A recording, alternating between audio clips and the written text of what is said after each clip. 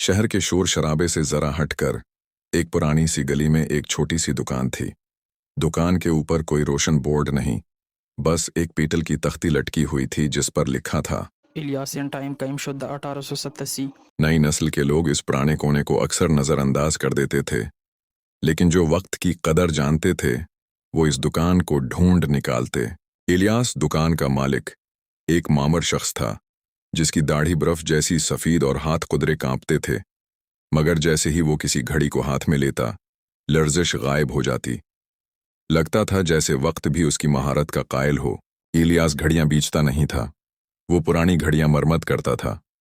हर घड़ी का एक किस्सा होता और इलियास उसे वक्त की तहों से निकाल कर फिर से जिंदा करता। एक दिन बारिश में भीगी हुई दोपहर को दुकान का दरवाज़ा खुला। अंदर एक नौजवान दाखिल हुआ, लगभग 28 या 30 बरस का, अलझा हुआ चेहरा, आंखों में परेशानी की नमी। क्या आप घड़ियों की मरम्मत करते हैं? नौजवान ने धीरे से पूछा। इलियास ने मुस्कुराकर सर हिलाया। सिर्फ उन घड़ियों की जो वक्त से मोहब्बत करती हैं। नौजवान ने जेब से एक पुरानी टूटी फूटी घड़ी निकाली।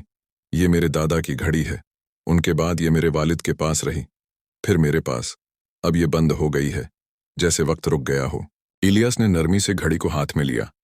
वक्त कभी नहीं रुकता बेटे, हम बस उसके साथ चलना छोड़ देते हैं। इलियास ने नौजवान को दुकान के अंदरूनी कमरे में बैठाया, जहां दीवारों पर हजारों घड़ियां टकी थीं, हर घड़ी अलग, हर टिक मुख्तलिफ। तुम्हारा नाम क्या है? इलियास ने पूछा। ज़ीन, नौजवान ने मुख्तसरन जवाब दिया। और तुम यहाँ क्यों आए हो ज़ैन? घड़ी की मरम्मत के लिए या वक्त की?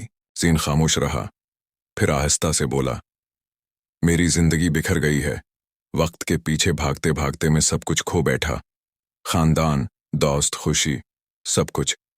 अब बस ये घड़ी बची है, शायद ये मुझे वापस जोड़ दे। इलियास ने मुस्कुराते हुए कहा, शायद वक्त की मरम्मत करना ही जिंदगी की मरम्मत है।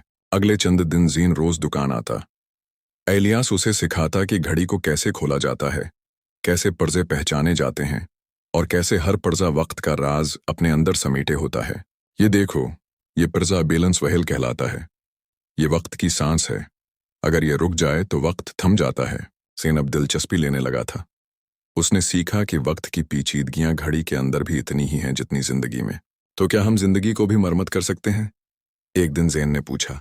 इलियास ने जवाब दिया, अगर हम सब्र, समझ और मोहब्बत से काम लें तो हाँ, वक्त भी और जिंदगी भी मरम्मत हो सकती है। एक दिन इलियास दुकान में बेहोश हो गया। ज़ैन उसे अस्पताल ले गया।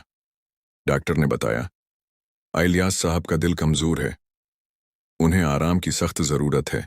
ज़ैन ने दुकान की देखभाल संभाल ली। अब वो खुद घड़ियां मरम्मत करता, ग्राहकों से बात करता और वक्त के राजों को मजीद गहराई से समझने लगा। इलियास अस्पताल के बस्तर पर लेटा मुस्कुराकर कहता, वक्त ने मुझे तुम्हारे पास भेज दिया ज़ैन, अब तुम घड़ियों के नहीं लोगों के दिलों के घड़ी साज बन चुके हो। चंद हफ्तों बाद इलियास ने ज़ैन को एक खत दिया, बेटे, अब वक्त आ गया है कि तुम अपने जख्मों को वक्त से जोड़ो।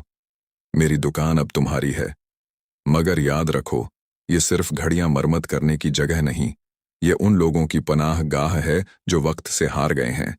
उन्हें फिर से जीतना सिखाना तुम्हारा काम है। ज़ीन की आंखें नम हो गईं। वो जानता था कि अब वो सिर्फ अपने लिए नहीं, बल्कि उन सब के लिए जीतेगा जिनका वक्त कहीं खो गया था। साल गुजरते गए। इलियास अब उस दुनिया में नहीं था, मगर उसकी दुकान जिंदा थी। अब दुकान के बाहर तख्ती बदली जा चुकी थी। ज़ैन इन टाइम, जहाँ वक्त फिर से चलता है।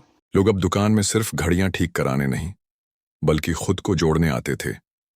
ज़ीन उन्हें कहानियां सुनाता, घड़ियां मरम्मत करता और वक्त का मतलब समझाता। वक्त सिर्फ गुजरने का नाम नहीं, वो कहता, वक्त वो आईना है जिसमें हम खुद को पहचानते हैं। वक्त की कीमत कभी वक्त से नहीं बल्कि दिल से नापी जाती है।